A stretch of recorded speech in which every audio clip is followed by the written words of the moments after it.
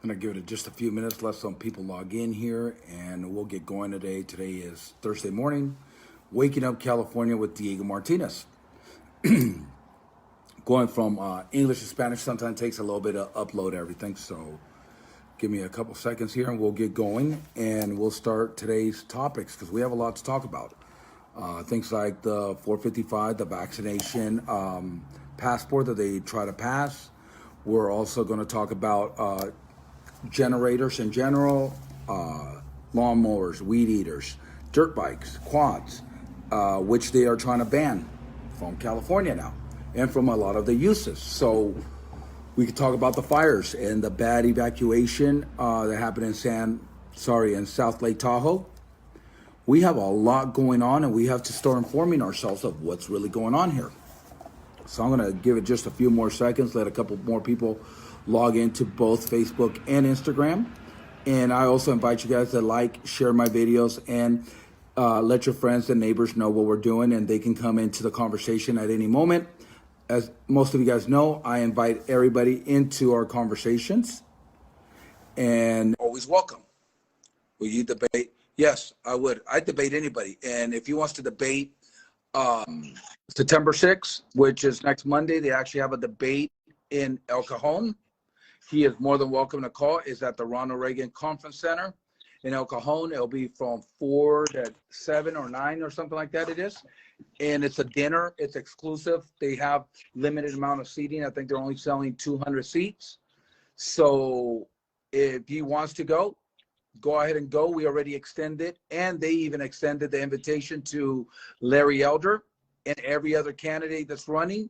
Funny thing is, Larry Elder, as of when he got invited, he didn't have anything going on. And what ended up happening was all of a sudden Larry Elder has a fundraiser at the same time and the same day because he does not want to debate people. We can talk about that just a little bit. I have Ralph. Ralph, how's it going? Doing good. How you doing today? I already voted for you, just FYI, and I hope you win. Hey, I appreciate your vote and all your support that you have given over the last year. What's on your mind today? Well, basically, I keep getting ballots for other people that have never lived here. Is one thing, and the other thing is, why are they letting these fires burn? All they're doing is directing the fire, not putting them out. Well, I'm not sure why you're still getting extra ballots of people who don't live there. I'd almost tell you burn them, don't send them back, because if you send them back, somebody will fill them out or cut them, dump them in the garbage if they're not for you. The second thing about the fires is it's a big money gainer. People are making a lot of money on the fires, and that's why they keep it going. Our forests have been mismanaged for the last 30 years with the spotted owl. They've regulated the lumber industry so bad that basically any lumber mills are still going. They're usually using their own private land. The bulk of it is private land. It's not forest land or federal land anymore. And because of our lack of forest management, the fires spread a lot faster and the crews take longer to get there. You can't get into a place that's covered in lumber or covered in trees where you can't get in anymore. 30 years ago, when the lumber industry was big in California, we used to be able to have fire roads where when a fire broke out, our fire trucks or dozers, everybody else could get in there and actually clean up the mess. Right now, you can't do that. So you almost have to let it burn a certain amount before you can get in there and actually start fighting it. Plus, you got to remember there's a lot of money tied into what's preventing or fighting the fires these days. And it went from a thing that the state used to run to a lot of privately owned companies. So when the private sector gets a hold of it, they're now setting base camps. They're doing this. And it's costing a lot of money to the California taxpayers. That's something that we have to audit the minute we get in there, because we're spending billions of dollars on fighting fires when we really have to. Bringing the lumber industry back, deregulating it, letting them actually go into our land, our forests, and even some of the federal land will produce the revenue that we need to be able to buy We have 6 regions in the state of California. We need to put fire trucks in each 6 of the regions so our firefighters can actually have a ride there and get there a lot faster than what they're doing. We also need to get off this volunteer firefighter places that a lot of places have. They have volunteer firefighters. They don't have paid firefighters. We need to give the fire departments a lot better budget so that they can actually go out there and have the people on payroll to actually go fight the fire. Not that we don't need volunteers, so don't get that wrong, because we always need the volunteers. Volunteers are great, but we need to have paid firefighters in every district so that we can actually fight some fires with the right people that we need. I definitely agree with you on that. I also need to start opening and maintaining 4x4 roads, because the 4x4, they put up these big posts and block 4x4s from getting up in there. And I'm not saying a 4x4 can't start a fire, but most of them have fire arrest equipment installed before they can even go in the forest. But running them roads keeps them roads, the weeds down. And now they've closed a lot of them, and they don't allow access into a lot of the areas. And these roads are overgrown now with trees and brush, and they can't get in as well.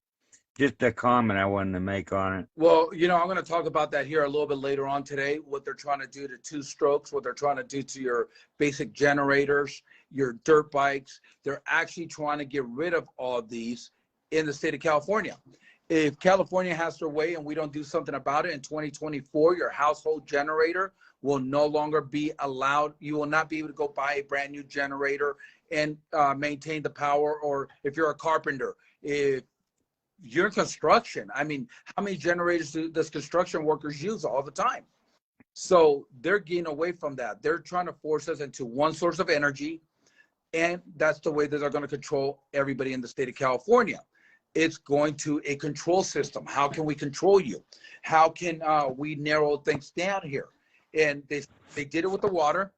You're watching what's going on with the fires now. They're controlling us because now with the fires, because we can't get in there and fight them, we're getting evacuated. How many houses, how many people's lives?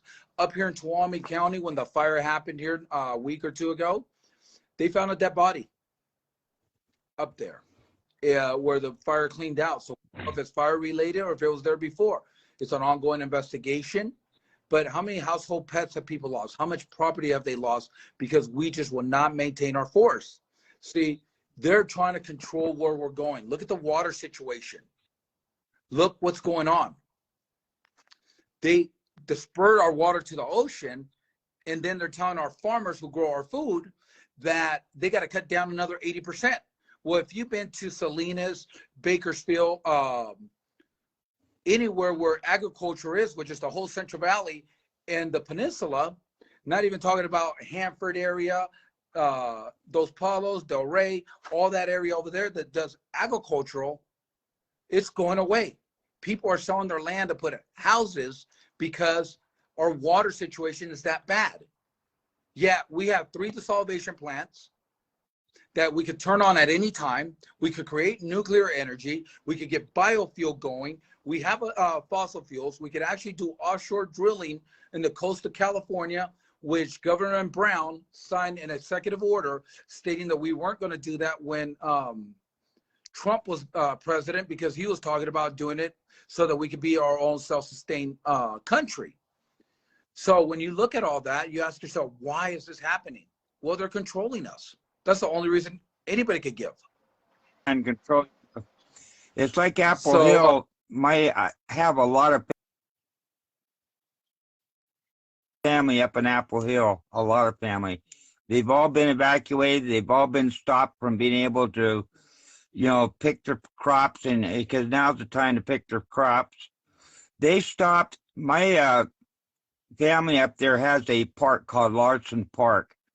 And on that park, they have 2 water wheels. The government stopped them from using the water wheel. The water wheel was nothing more than a 1-inch pipe of water dripping onto a water wheel, which turned a generator, which powered the whole plant for power for a house and for refrigeration of all the fruit. And the government stepped in and stopped them. Wow. because they want control. Well, if now's our turn to take control, and I'll talk about that a little bit today. We're going to talk about 455. I know a lot of people know Senate Bill 455, which was the mandate of passports and vaccination and IDs. And somebody said, oh, they stopped it. It's on hold. Well, we got to watch that a little bit, because once it makes it so far in the assembly, the governor actually has the right to continue it without a vote.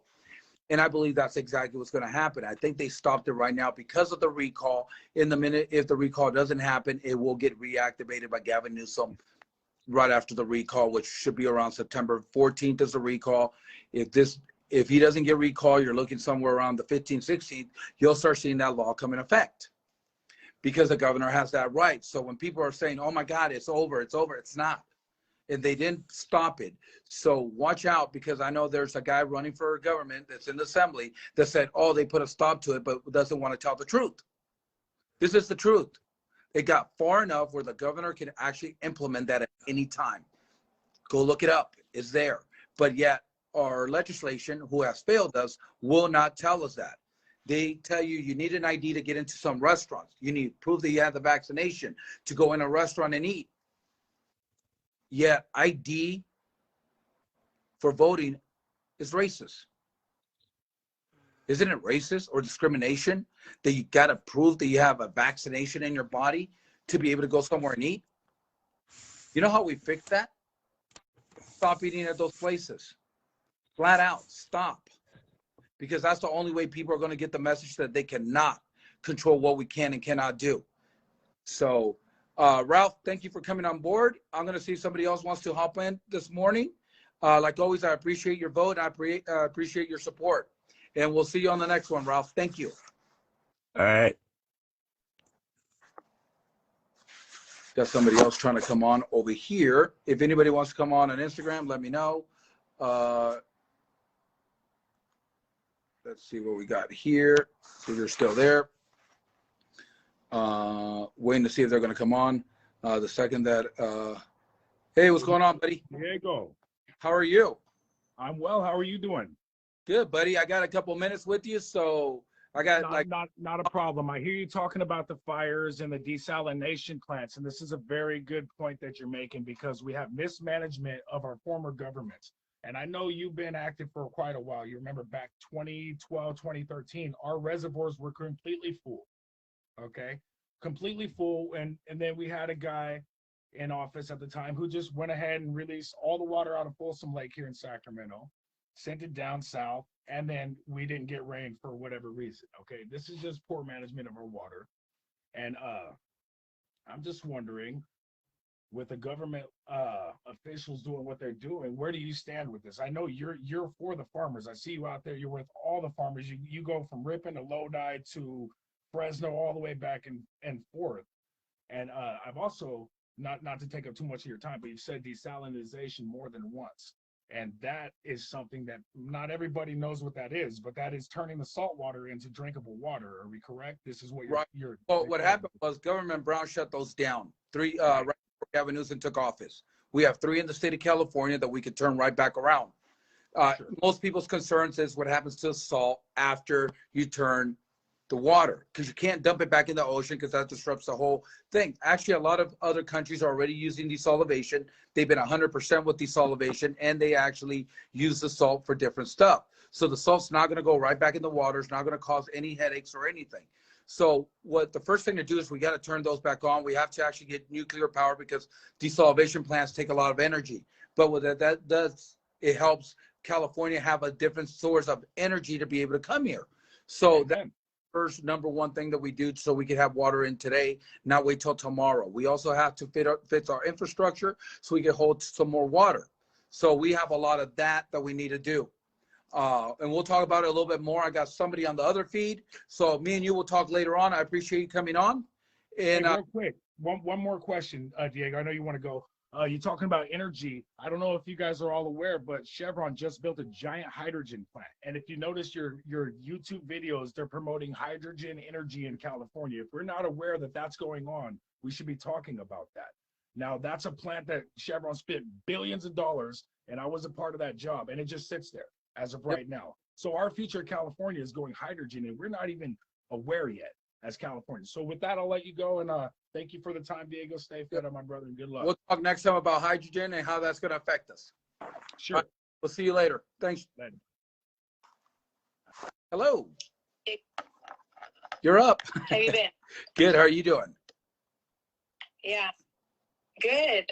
So I wanted to ask about the 5G right now that's happening. I don't know if anybody else has noticed, but the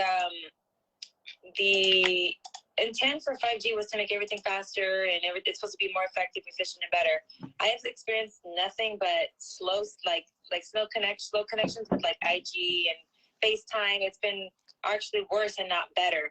And on top of that, since I've had my phone, my 5G phone, I've experienced vertigo. Can you maybe shed some light on that? Since we're talking about energy and things of that sort. There's two reasons why your 5G is actually slower now. One is all the fires that are causing a lot of the towers where all your towers are set up to go down. And yet nobody wants to talk about that. See, when most of the towers are hit up in the hills where the forest is, where the signal can't get out quite as good as it should be. The second reason that people are saying that your 5G is going so slow is because they're trying to monitor what everybody's doing and they're slowing down the system instead of speeding it up. Conspiracy theories. Mine is actually, I don't think they build it any faster. I think they just came out and said, now we're at 5G when we're still probably at 3G. And still trying to use older technology so that they could spare and say that that's the wrong way to go. And if you ever notice, when a new phone comes out, now the iPhone 12 just came out not that long ago, probably 6 months ago. If you have an iPhone 11, it starts messing up. If you have a 7 or 6 or whatever, those phones get slower. Theory behind that is that the phone companies who builds the phones have technologies to slow your phone down at any time that they want and make it mess up. So it forces you to get the new outcoming stuff and spend more money. I remember when a phone was $200. Now each phone averages at $1,000. And not only that, they got a payment plan now. Why do we have a payment plan on our phones? And then they incentivize you to stay on the payment plan. So if you want to pay up front, you got to pay a full amount. If you don't, then they offer discounts, but you have to stay on your 2-year plan to make it. So it's basically their way of the hook, line, and sinker, getting you in and keeping you there for 5G's not up and running yet. Okay. But yeah, I get you to stay with them for another 2 years, because once you opt out, or if you say, hey, I want to pay it all up front, well, the discount was only applied for a 2-year term. So if you want to pay it up front, we got to charge you the full amount. It's like, you kidding me? And I want to say with iPhones, Apple actually has lawsuits against them for that, because it's tampering with the product, and it's I don't know how they labeled it, but there is a lawsuit against them right now. I don't know how it's going. Yeah, I haven't really kept up with that lawsuit. I heard about it and I'm like, that's going to be a little hard to prove. I mean, we all see it. We all know it's happening. Yeah. But unless you got somebody who could actually break down the phone and actually prove it, it's going to be hard to win. That's why I just kind of like,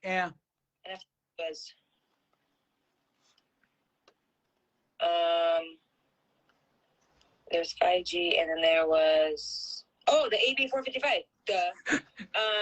Sorry. Somebody had to bring that up today, huh? Yeah, no, well, just right now, because I heard you mention that it was basically like pushed off for now. What's to say it's going to come later, and why? And can you go into detail about that? Because I want to make sure that we don't get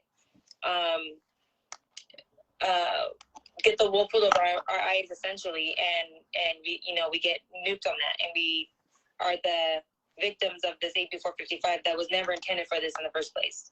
Okay, so what happens is this. An assembly bill comes up, goes all the way, and it's ready for vote. And it's about ready to go, and then they drop it. They stall it.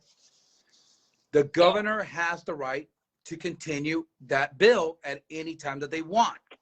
Now, that's exactly what's going on. If you heard, and I saw this, and this is what got me kind of like in the middle of it, I said, this can't be right. Kevin Kiley went on there and said, we're saved. The bill has stalled. But you read the article all the way in the bottom, it explains exactly what I just said. Yes, it's stalled. They said that they didn't have everything quite laid out how they wanted it. They didn't want to be able to pass it the way it was. They want to do some tweaks to it, and then they'll bring it back to the floor. Well, what happened is that the assembly's taking a break. So it's on hold during the break. So saying that's out for a year is misleading. Now, that being said, the governor at this point has the right to continue that bill if he wants to. So basically, assembly out on break? they go out, I think next week, this coming up week, for like 2 weeks.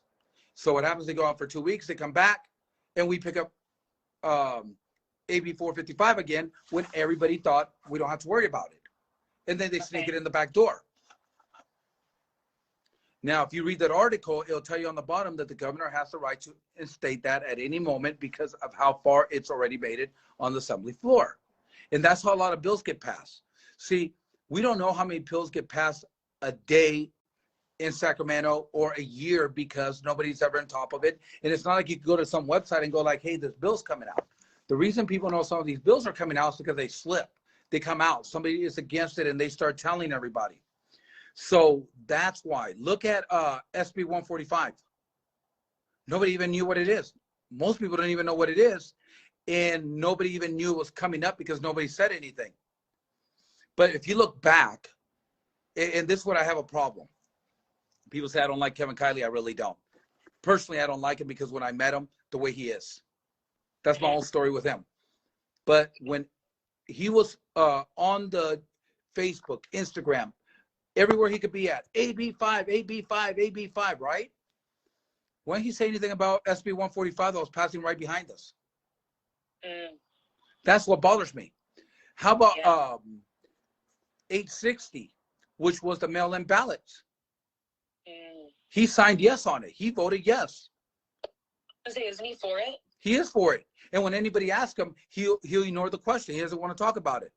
But 680 was the premises of the lawsuit against Gavin Newsom stating that he was overreaching his powers. So people say, well, he won this lawsuit. No, he didn't. So he won it in the California court. The California Supreme Court overturned it because they said everybody voted on it. How can you be suing a guy when you turn around and voted on it? So then, but it is to my understanding that Kevin Kiley was the one that initiated and actually got the recall to be pushed through for Gavin Newsom. Is this true? No. Kevin Kiley was nowhere to be found during the recall. Olin and Nettler got the recall started. Grassroots people, we were all out there on the corners. We were the ones doing it. Kevin Kiley had nothing to do with the recall. Kevin Kiley came at the back end of the recall when he was trying to sell his stupid book of what we went through for a year. So check this out. Kevin Kiley is a sitting assemblyman. He went on a break, got paid from his constituents, right? He writes a book, and then his constituents, the people in his area, are paying him to go travel and sell his book. But the book is about COVID-19 and what we went through as a nation or as a state? Or like... No, it's just what happened with California. And his favorite law was this. And I remember it was funnier than crap. Gavin Newsom says he's following the science. And he makes fun of it. It's like, dude, we lived it. I don't need a book to tell me what we just did. What I needed is a book to tell me what you did. And he said, well, we got sent home. I said, well, he's not your boss. The California people of El Dorado County, Placer, they're your boss. They told your ass to go to work. You should have gone over there and worked. But no, Kevin Kiley wasn't the enforcer. Kevin Kiley didn't come into the recall till later on. And he can argue that with me because I was at every single recall booth. I know when he started. And for him to say that was BS. And anybody who worked the recall knows it. Now, what everybody likes about Kevin Kiley was that he ended up trying to sue Gavin Newsom. That's it. But when you look at it, it was all smoke and mirrors. It was just to put it out there that he's the one that initiated the lawsuit, but not he was never going to follow through with it. Right. He went to court, and the lower cases said, yes, go back and look at him. They got overturned. Wow. I know you're going to look at it. Go ahead. Get that keyboard going. No, I'm just putting some. I'm kind of touching my keyboard so it shows that I'm still working. Right now. Wow. Okay. Well, got me some light. So then AB 455. You look at the bottom, you're going to see that information. What about SB 145? Same thing. SB 145 is in effect. SB 145 is actually in effect, and it's called the pedophile bill, is what we all call it. Basically, if a 24-year-old male has sex with a 14-year-old girl, it can now be considered consensual. They're saying that a 14-year-old girl or boy can't actually say they're having consensual sex with an adult that's 10 years above their age. See, I use the phrase 24 to 14, right? It's 10 years difference. You could be 16 and 26. Yeah. And what it first got put on there was for basically the gay community, because there's a part where anal sex was considered against the law. So that's how they used it to come in and say, you know what, it's not fair that a man and a man are having sexual intercourse, yet they're breaking the law, yet male and female can do it and they're not. So that's how they snuck it in, and that's how they dressed that up, and they just kept going with it, but they didn't put the rest of it.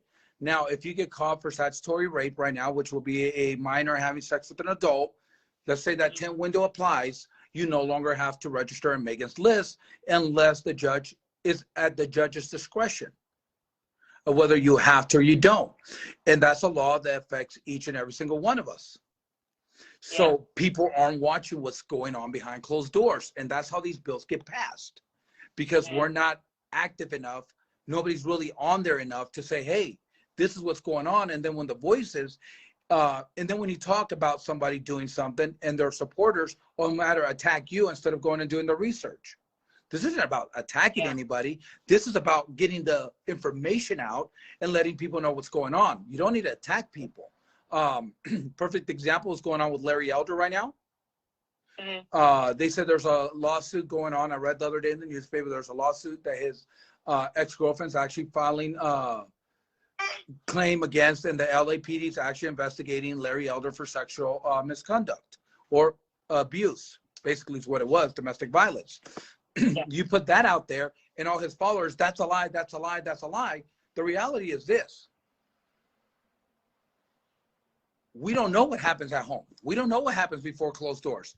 And to answer somebody's question, yes, I spoke to Kevin Kiley, and you don't even want to know how that conversation went because it was short and brief. I met Kevin Kiley over a year ago at one of his fundraisers. I went up to Kevin Kiley. I introduced myself. I said, my name's Diego Martinez. I'm running for governor. He looked at me, didn't even shake my hand, turned his back and said, that's an ambitious goal, and turned his back on me. That's my experience with Kevin Kiley. And after that, he won't talk to me. You ever go anywhere where I'm at and he's there, you'll watch him stand next to me and not even say hi to me. So that's my interaction with Kevin Kiley. So I don't care for him as a person, let alone as a legislator who has actually done nothing for the state of California, even though people think he's done some stuff for us, which he really hasn't. There was something else I was going to mention when you said behind closed doors. Dang it, man. I hate when I do that. You know, they have these things called a pen. You just kind of write it down now. I was literally about to, and then my dad was getting into something. Dang. Well, if I remember, I'll put it on there, but. Yeah, or jump back on. You're always welcome to come back on. I saw you did a interview with Mercury. Oh, that was a while back, yeah. Yeah. We were trying to get it between him and Tremino, but, you know, Tremino wanted to say, he said no indirectly, so we'll see. Yeah, you know, it's kind of funny because people stand up for him too, and there's a lot of question marks about him, but we're too close. We're too close to election right now to bring all that up and even worry about it, because the worst thing anybody could do right now is tell somebody to drop out of the race. The reason that is simple. First of all, everybody has a lot of time, energy, and money dumped into these campaigns, whether you're mainstream, whether you're not, whether you're grassroots. It's cost us a lot of money to get in. The worst part is this. Have you casted your vote yet?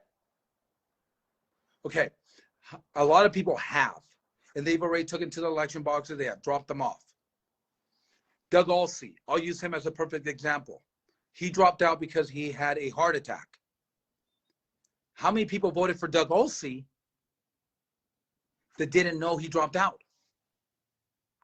Those votes no longer count. Right. Well, even the recall one? Or just the recall counts, but the vote for him doesn't? The vote for the recall counts, but the vote for him doesn't. Oh, wow. So that makes it even worse. See, the more candidates, the more people are going to pull from the left, from the right, from the middle, or everywhere else. This is actually a true election. Let the best man or woman win. The biggest problem is that the Republican Party did a lousy job exposing all 22 candidates, and that's what they should have done. Our chances are better to winning when we expose everybody. That's why I think the Republican Party has failed the California people. This isn't about money. It's about values and stress. This is an election that anybody could win, yet nobody wants to support everybody who could win. And for this election in particular, there's an opportunity for every person on that ballot to have a fair shot and a fair chance at that. Yep. And for Elder to come in 3 days before and kind of just take off with this, like, it's frustrating. It's really frustrating. Who else did that? Oh, well, Major fell out, but he's trying to be a write-in now. But see, I was more surprised that Gavin Newsom, if he would have been smart, he would have told everybody, because he can't technically go on the bottom. They can't put him there, but you can write him in. You can write him in? Yeah, you can write anybody in. We can all write Ronald McDonald's in, and Ronald McDonald's will win. Yep. And what's it called? With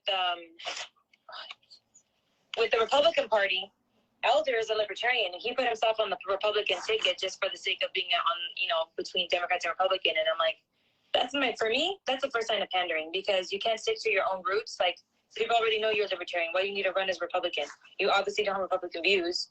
You have maybe some conservative views, but you're a libertarian, which goes into why he's for transgender people to go into the bathroom they identify with as long as you're have a sex change. And I had mentioned, I don't care how much you've changed your body, you can't change your brain. Right. And some people are asking this real quick. Some books have me in it, some books don't. I don't know how they did it. There's other people that are the same way. In some areas they're in them, and some areas we're not. On the voter's guide book. Are you kidding? Can that be a means of redoing the election again? No. They just some areas do it, some areas don't. Some areas put some, and some areas don't put others. It's funny because in the Republican end, and Tremino's going to get upset by all I'm going to say, but I don't care. I'm really the only Hispanic running in the Republican Party.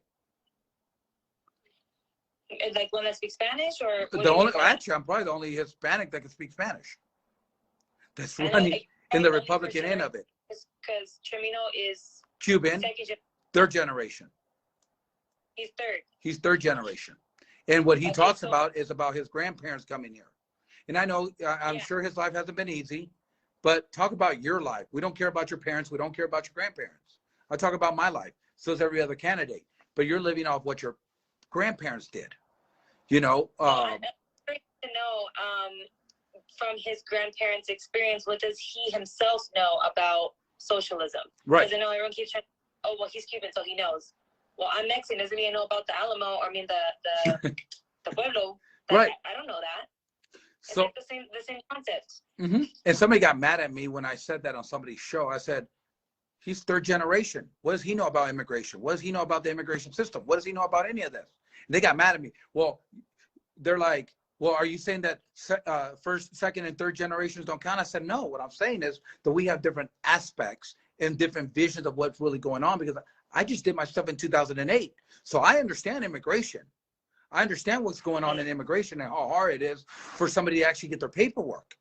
There's people still waiting to get their green cards that have already filed 10 years ago. And they're still going through the system and the process and everything else because the system's so backed up and it gets worse every year.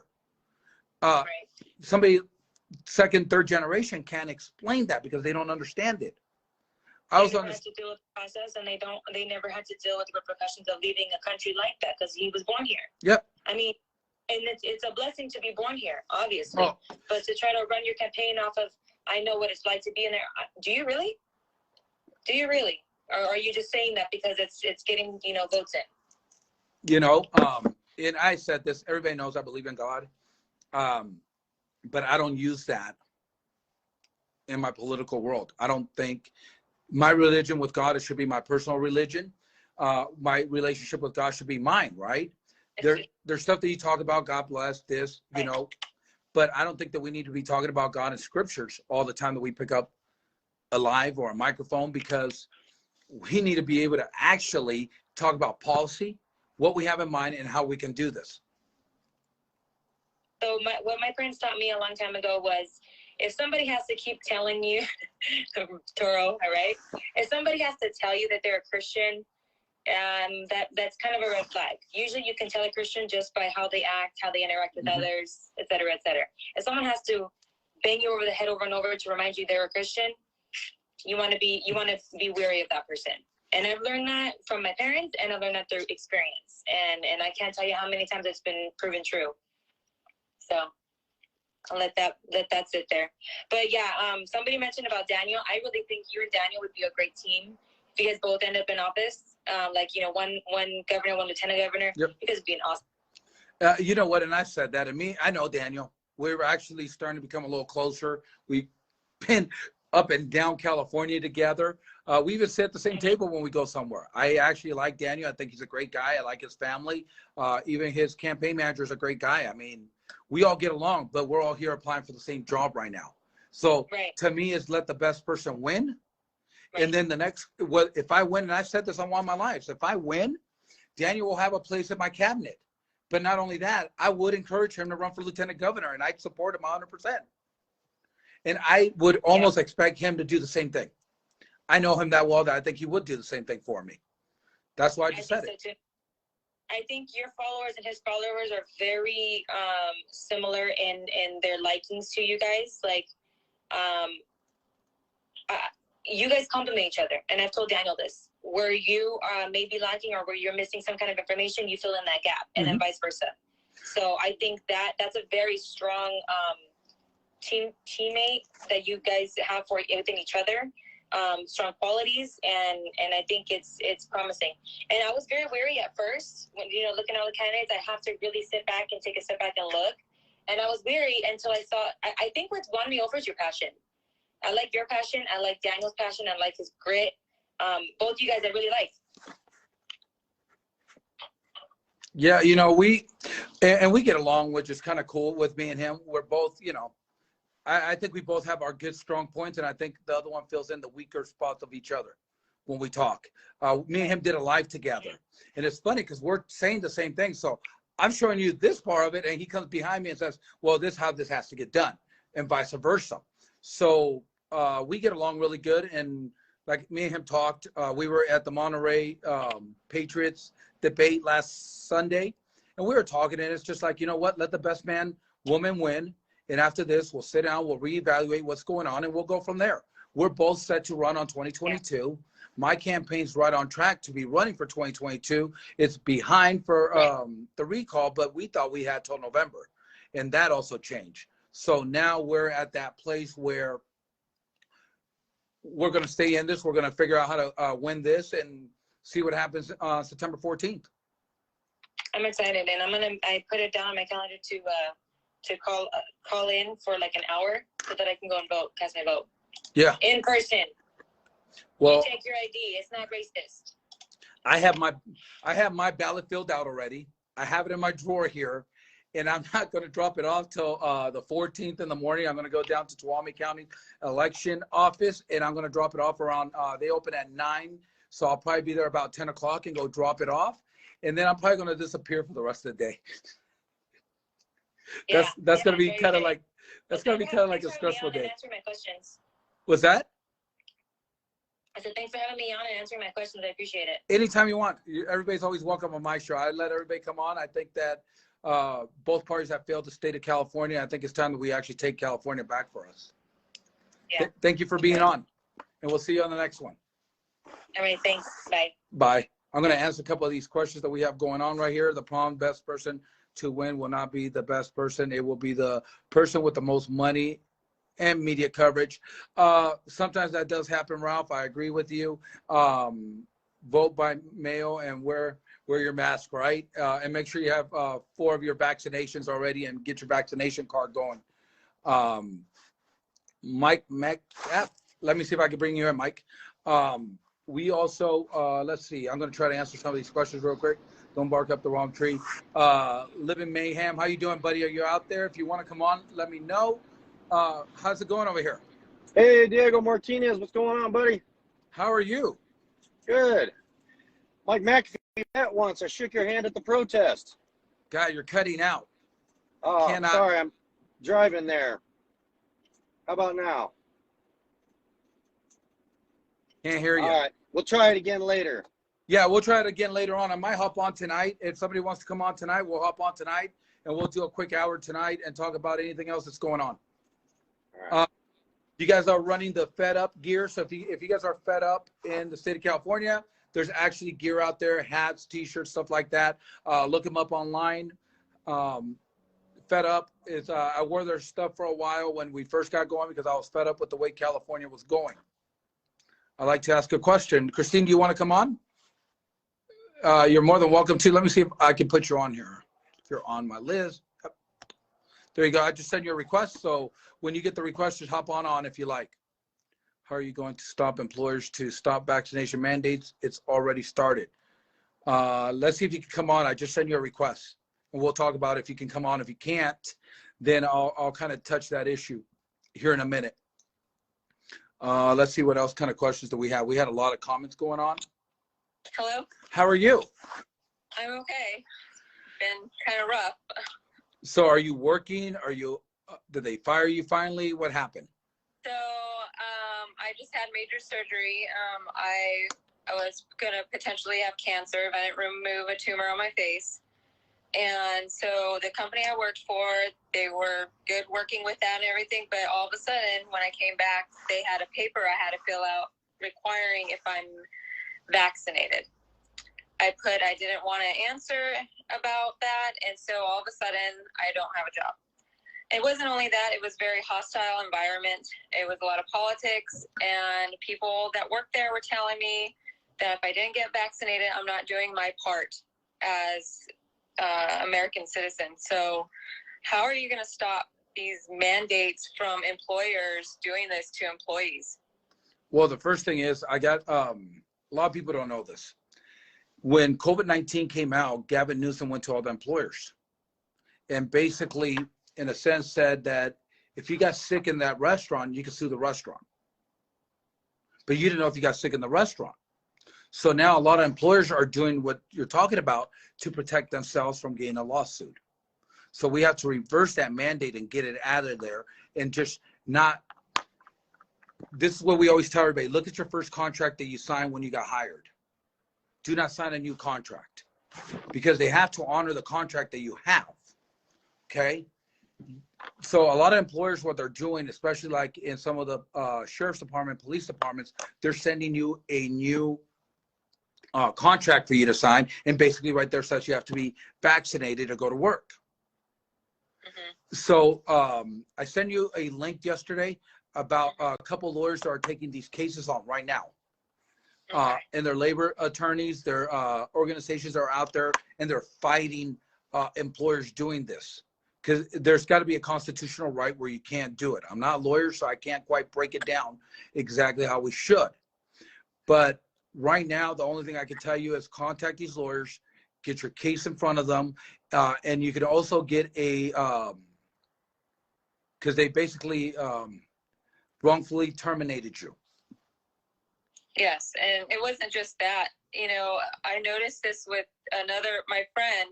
We're here in the Bay, and she just got a piece of paper stating that only vaccinated could come into the building. Unvaccinated need to work from home. I'm like, it's just getting worse and worse. And what I dealt with was like a lot of politics. They're wearing Black Lives Matter shirts. I'm like, how is that not racist? Mm-hmm. Like that shouldn't be brought up at work at all. And these people are getting away with it. And what I'm concerned about as a mom of 2 kids is that I'm going to have a hard time finding a job because these employers are going to be able to ask, well, are you vaccinated? Well, we need to get Gavin Newsom out of office. That's step number 1. A new governor could actually change a lot of anything that he did executive order on. We can change right away. We can also appoint judges. There's a lot of stuff that could happen with the new governor in the next 13 months that nobody wants to talk about. You can almost change the outcome of what's going on in California. That's why they're fighting so hard to keep Gavin Newsom in office. So right now it's just getting him out of office, getting somebody in there. And the next step, if that doesn't work, is start looking at the legislation of the assemblymen and senators in the state of California who signed for these bills to keep happening and start removing them out of office. In 2022, there's a lot of vacant seats that are coming up. We need fresh blood in there.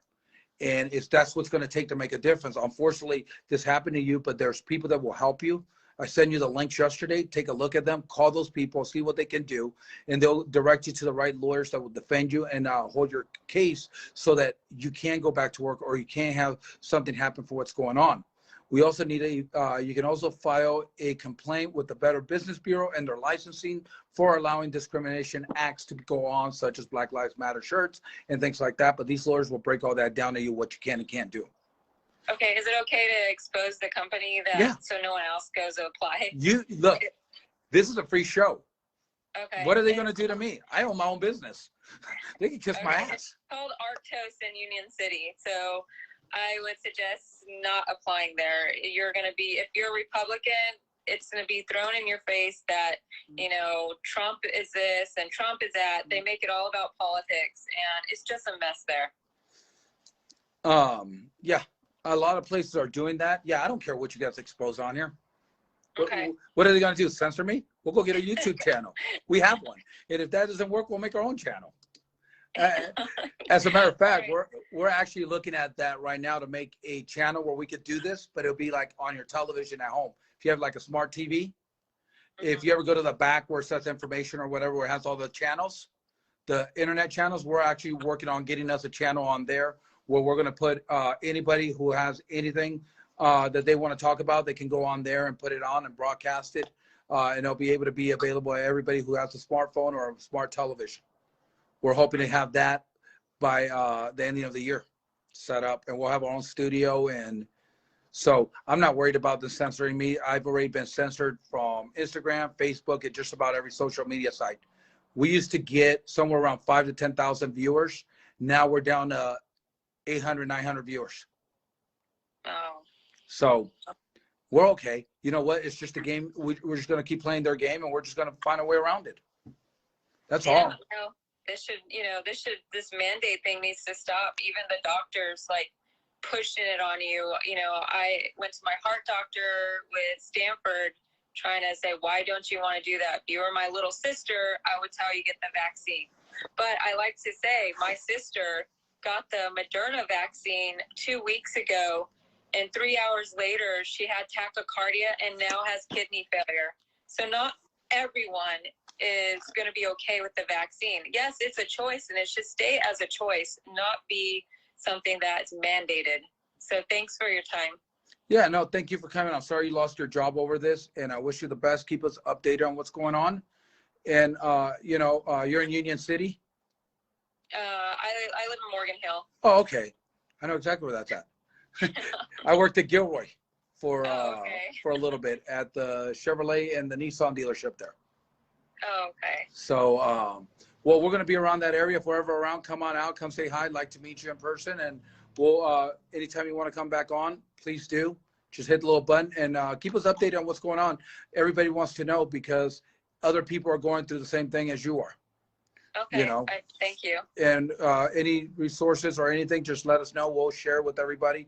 Nobody should lose their job for not being vaccinated. Nobody should lose their job for not having to wear a mask.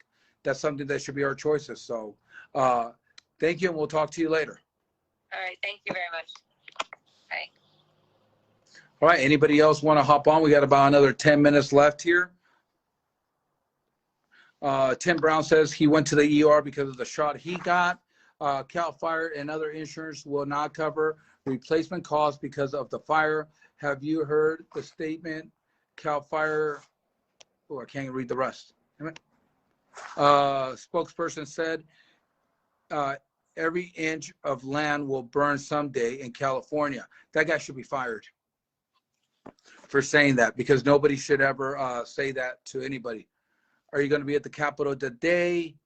I have to be at Core 130, so it did not allow me to be at the Capitol. I was actually working on going, but I have to be in Tuolumne County in Core 130. And at 10:30, I have an interview. So I think it finishes at the Capitol at 4, right? I got to look and see what time it finishes. If I get out of Core early enough, because this should be a quick court date, I can actually try to be there. It takes me about an hour and a half to get from Sonora to the Capitol. If there's a way I can make it, I'm going to try. But as of this moment, I'm probably going to tell you that no, I will not be at the Capitol today. I wanted to, and we had talked about it, but that's what's going on. Now, where am I going to be at this week? There's a lot of places. Sorry, I'm trying to remember. Saturday morning, we're supposed to be in San Jose. Apparently, Larry Elder's supposed to be at the Century Mall. Says somewhere around 10 to noon. I looked at his schedule. He has to be in Orange County at noon to 2. So I don't think he's going to be there, but I'm going to show up and I'm going to challenge him in front of the television and everybody else for a debate. And I'm going to ask him why is he so chicken shit to debate anybody. And I'm kind of hoping that he'll tell me one or two answers. And the one that I've been told so much is that he's so much better than me that he doesn't need to debate me. I'm too easy work for him. Well, if I'm that easy, why don't you just debate me and get it over with? And if he says that, that will show every Californian how he feels about the normal everyday person, that he's too good to talk to us. He's too good to say anything if you're not paying him to be there. After that, we're going to be at the Dixon car track. That's in Dixon off the 113. Take Highway 12, 113, and right as 113 lifts, you make a left where it dead ends, and it's on your right-hand side. We're going to be out there. We're going to be talking about 2-stroke motorcycles, 4-stroke motorcycles, on and off-road racing. Here's the catch. I'll come back to this here in a minute. I'll get this out of the way right now. I'll debate Newsom too. Guess what? It does nothing to debate Gavin Newsom. Gavin Newsom's not running against everybody who's running. Gavin Newsom is running against the California people that he needs them to vote that he stays in office.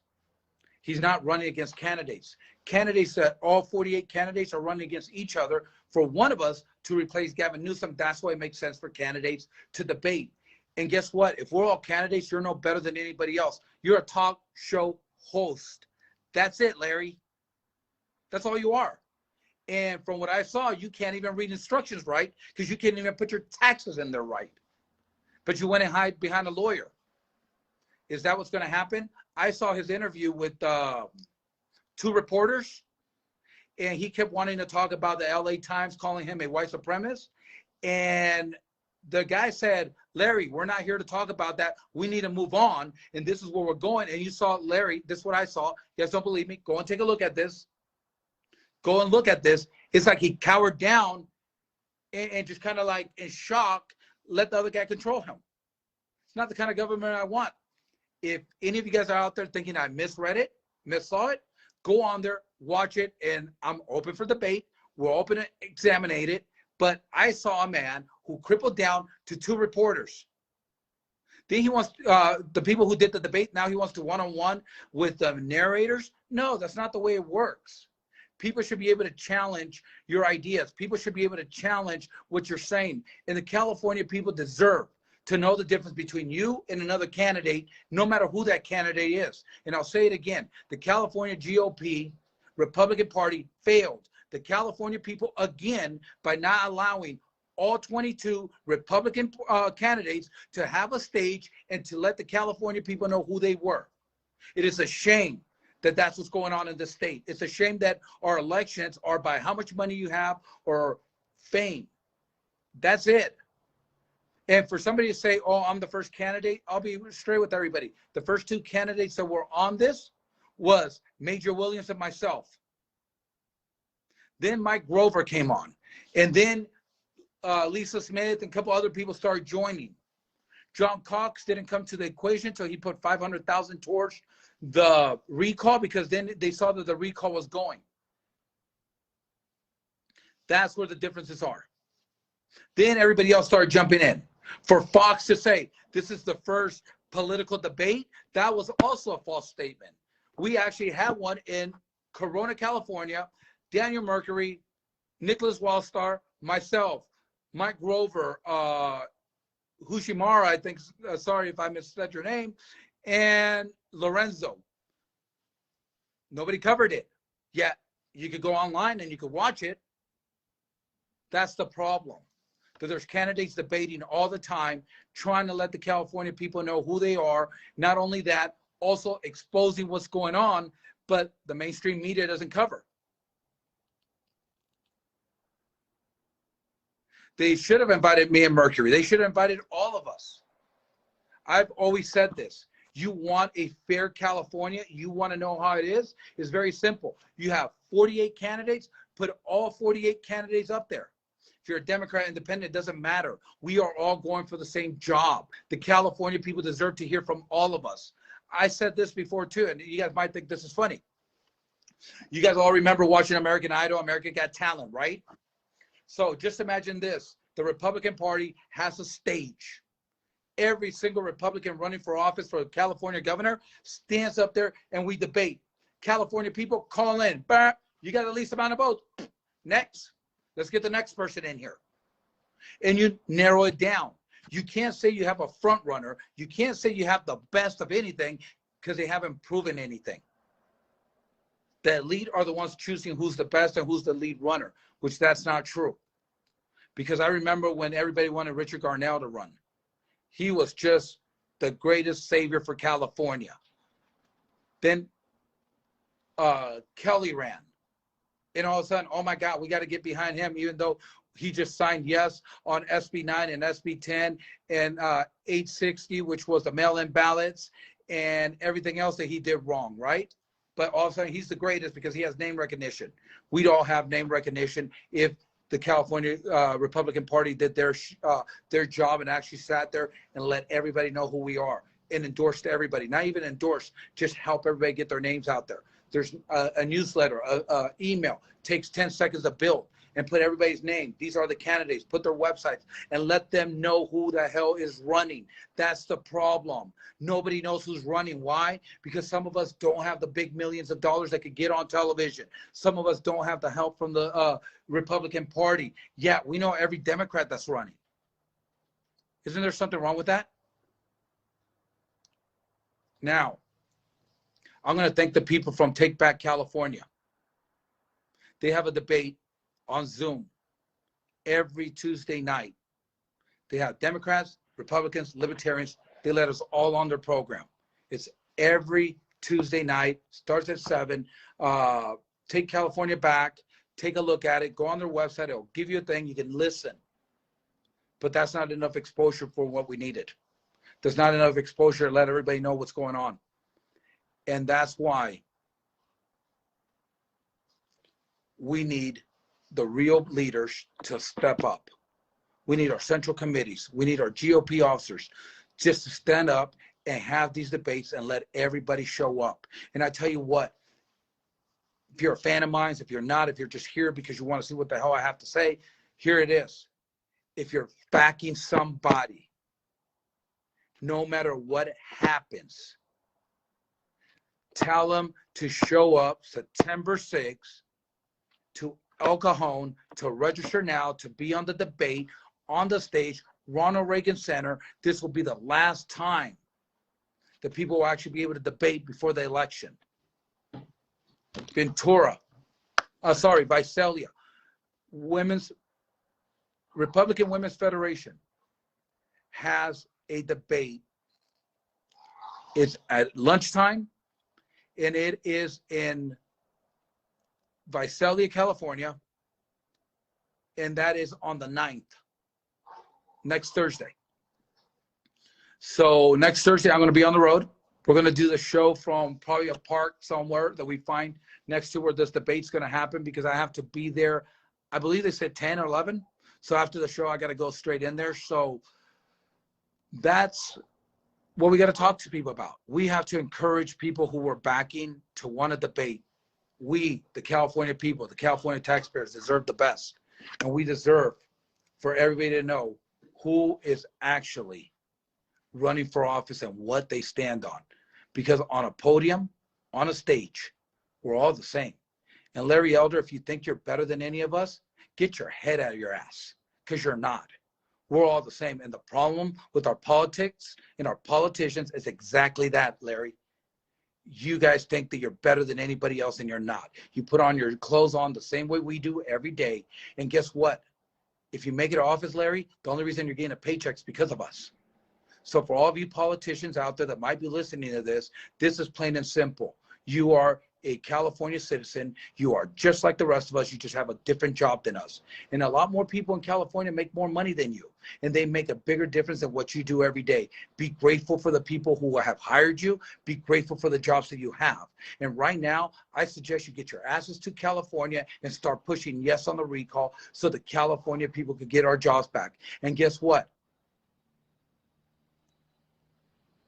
If you can't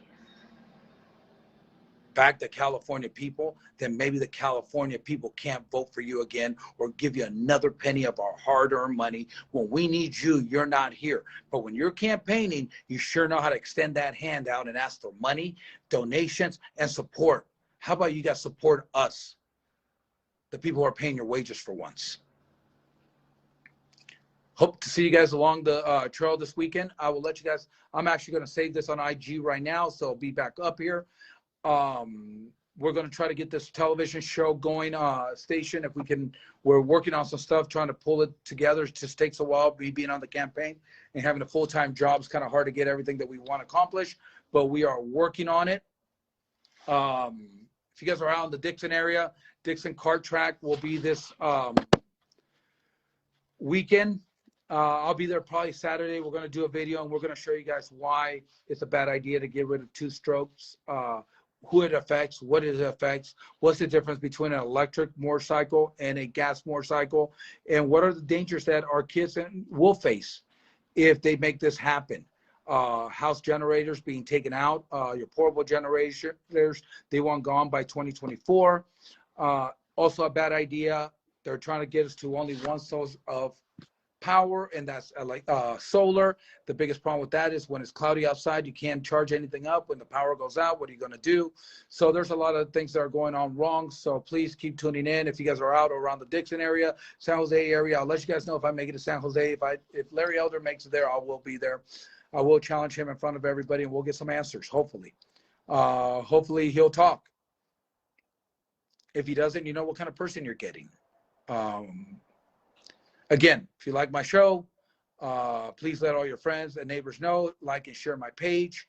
If you guys feel like I've earned your respect, earned enough to get a donation, please go to DiegoMartinezforGovernor.com, hit the donate button, and please donate. Everything is valid to us at this point. We need all the help we can get. I'll see you guys later on. I might be on later on today, but thank you for joining me and waking up California. Like always, keep sending your messages in and questions that you might have, and we will keep going. We'll see you guys next week. I got an interview to do now, so God bless you guys, and we'll see you guys next Thursday or this weekend on the campaign trail.